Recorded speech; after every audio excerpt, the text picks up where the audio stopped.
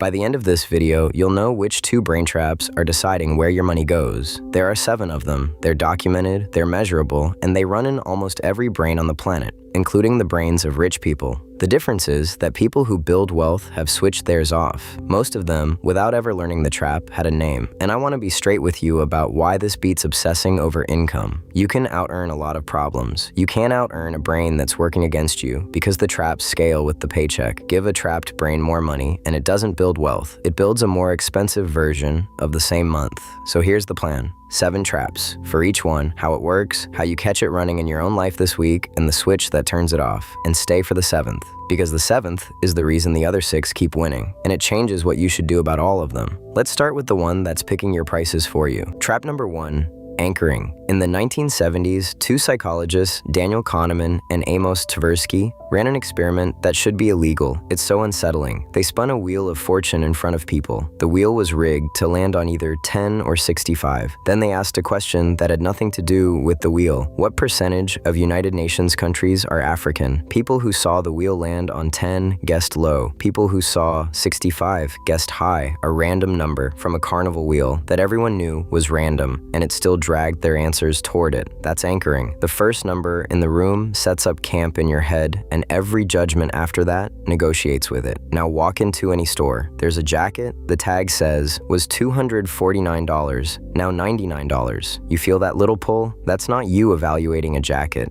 The $249 already did its job. It anchored you high, so $99 stops being a price and starts being a win. You're not buying a jacket anymore. You're buying the distance between 2 numbers.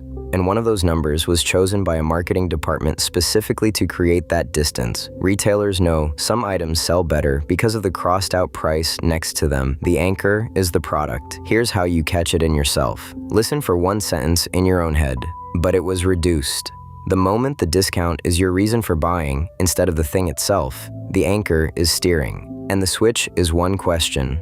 Cover the old price with your thumb on the tag or in your head and ask, if I saw this exact thing at $99 with no story attached, would I want it? Sometimes the answer is yes. Fine, buy it. But you'd be surprised how often the thing evaporates the second the anchor is gone. So anchoring decides what things cost. The next trap decides what your money is worth, and its value changes depending on where the money came from, which, if you think about it for 2 seconds, should worry you. Trap number 2 starts with a quick question. You get a $200 bonus at work. Separately, imagine your salary had simply been $200 higher this month. Same amount, same bank account. Does it feel the same? For almost everyone, no. The bonus feels like play money. The salary feels like rent money. The economist Richard Thaler called this mental accounting. Your brain doesn't treat money as money. It files every dollar into invisible folders. Serious money, fun money, free money, and then spends by the label, not the amount. Watch it in the wild. Tax refund season. Studies on windfalls keep finding the same pattern. People spend a refund looser than the identical sum earned as salary, even though a refund is your own money coming back to you. Birthday cash gets blown on day 1. A bonus is gone by Sunday. Meanwhile, the same person guards their salary like a border checkpoint. The tell is a phrase. It's basically free money. If that sentence has ever crossed your mind, mental accounting was running. There is no free money. Every dollar buys the same groceries, pays the same electricity, compounds the same way. The label is fiction, a fiction with a price. The switch, give every dollar the same passport. One rule decided in advance.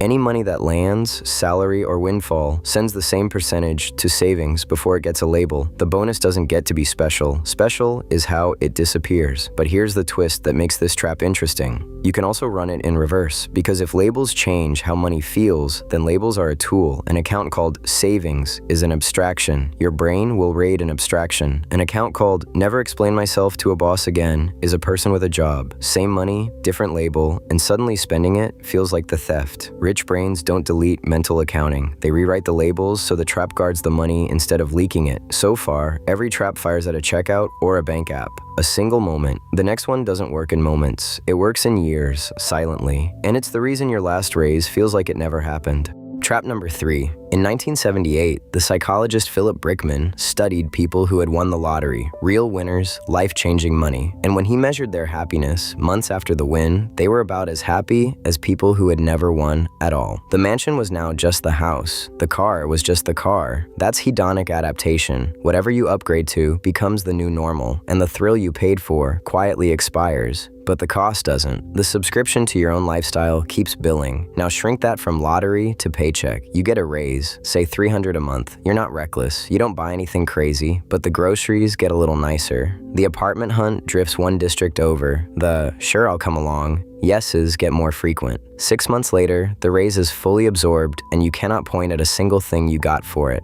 Not one purchase, 100 small ones. And every single one felt earned in the moment. That's the mechanism. You've earned it. Might be the most expensive sentence in your vocabulary, not because it's false, because it's true every time, and it compounds. The tell: compare your spending from 5 years ago to today. It's higher, fine. Prices rose, life changed. The real question is whether your day-to-day feeling of being alive got proportionally better. For most people, honestly, no. The money went into upgrades that adapted into wallpaper. The switch is not never upgrade. Creep you choose is just called living. The switch is a standing rule for the moment a raise arrives. Half the difference becomes invisible on day one. An automatic transfer takes it before you and the money are ever introduced. The other half, you spend guilt-free, on purpose, on something you'll actually notice.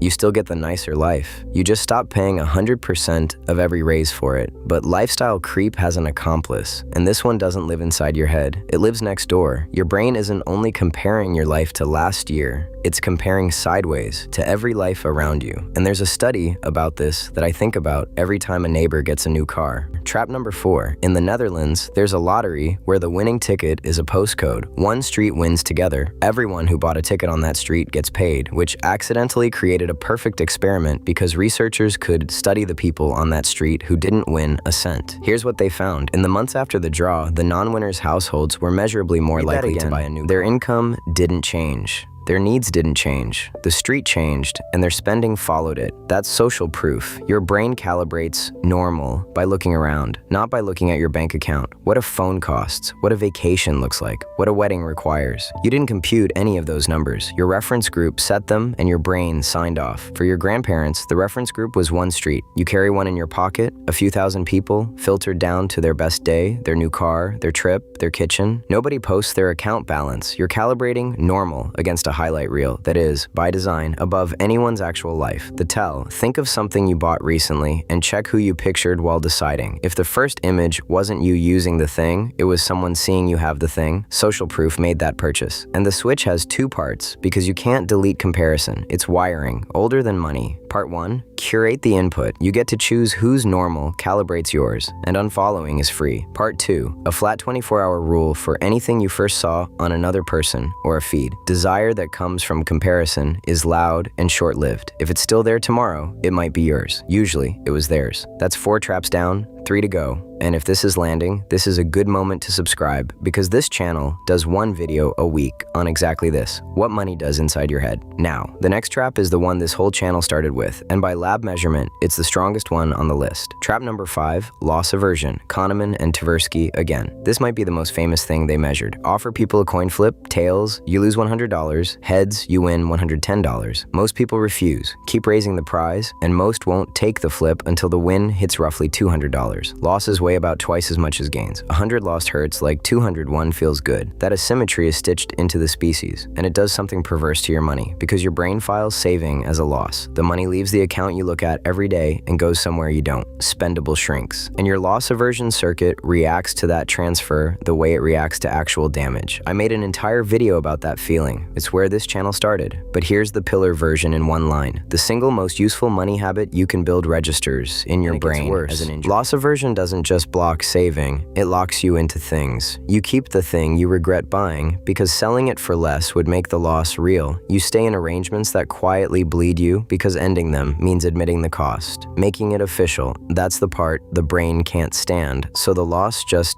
continues unofficially forever. The tell is avoidance. If there's a balance, a statement, a number you haven't looked at in weeks because looking would make it real, that's loss, aversion, holding the door shut. The switch is 2 moves. First, the reframe. A transfer to savings isn't losing money, it's buying something. Freedom, options, quiet. I covered that in the time video, but the deeper move is this. Automate the transfer and the loss moment never fires at all. Money you never held in your hands is money your brain never counts as taken. Same math, zero pain. You can't feel the loss of something that was never yours to lose, which raises an obvious question. Why does right now always win these fights? Why does today's comfort outvote next decade's freedom every time they're on the same ballot? Trap 6 is the answer, and it's the oldest wiring on the list. Trap number 6. Would you rather have $50 today or $100 a year from now? If you felt the pull of the 50, that's present bias. Economists call the shape of it hyperbolic discounting. Rewards shrink drastically the further away they sit. 100 next year doesn't feel like double 50 today. It feels faint,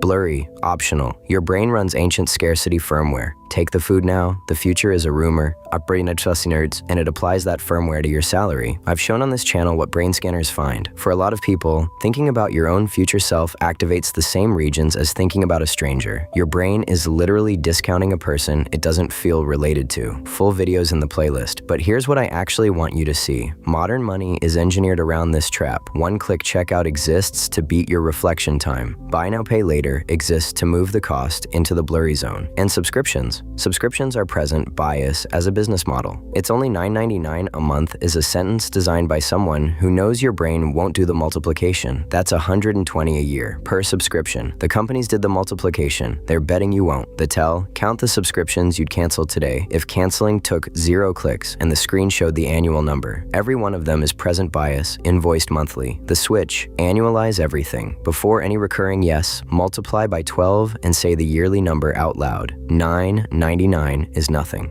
$120 a year for this is a decision. And for one-off wants above a limit, you set a 72-hour rule written down while you're calm. Yes, longer than the 24 hours from the comparison trap. Feed desire dies overnight. Present bias desire is stickier and needs the full 3 days. Not because waiting is noble, because present bias has a half-life. The wanting decays fast, and 72 hours is usually enough to find out if anything was underneath it. And now the 7th, the one I said would change how you see the other 6, because 6 traps explain where the money leaks. The 7th explains why knowing all this usually changes nothing. Trap number 7, the last one, and the boss of the list. Picture the actual moment. It's 11 p.m. The day was bad. The kind of bad that doesn't even have a story. Just wait. You're on the couch, phone out, and somewhere between one scroll and the next, there's a checkout screen, and your thumb already knows the way. Buying does lift your mood. That's what the retail therapy studies actually find. It works for about 10 minutes. Dopamine is a wanting chemical, barely a having chemical. The good feeling peaks before the purchase and evaporates after it. I broke down that whole loop in the stress spending video.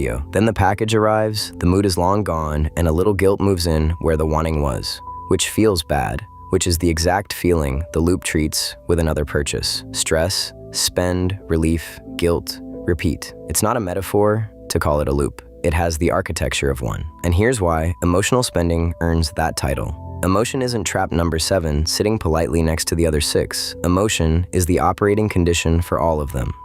Anchors bite harder when you're tired. Creep accelerates when you're unhappy. The comparison sting hits hardest on your worst day. Present bias gets a megaphone at midnight. You never make money decisions in a laboratory. You make them stressed at 11 p.m. after a day. Exactly when every guardrail you own is off duty. The tell is in your order history, and it's brutal. Check the timestamps of your last 5 impulse purchases. Late nights, Sundays, the day after something went wrong. Your bank statement is secretly a mood diary. So, real talk before the last part. Of these 7, which number is running your money life? Put the number in the comments, just the number. I read them, and I'm genuinely curious which trap wins on this channel. Now the part that took me longest to accept. You know all 7 traps. You could pass a test on them, and that knowledge will change almost nothing, and the proof is the man who discovered them. Daniel Kahneman spent 50 years mapping these biases, won a Nobel Prize for it, and said late in his life that all that studying had barely improved his own intuitions. The traps still fired. He just had better names for them, because the traps don't run in the part of you that watched this video. They run underneath it, earlier, faster, before reasoning gets to the scene. Fighting them with awareness is showing showing up after the decision with a very educated opinion about it. So here's what actually separates the brains that build wealth. They stopped trying to win the fight, they removed the fight.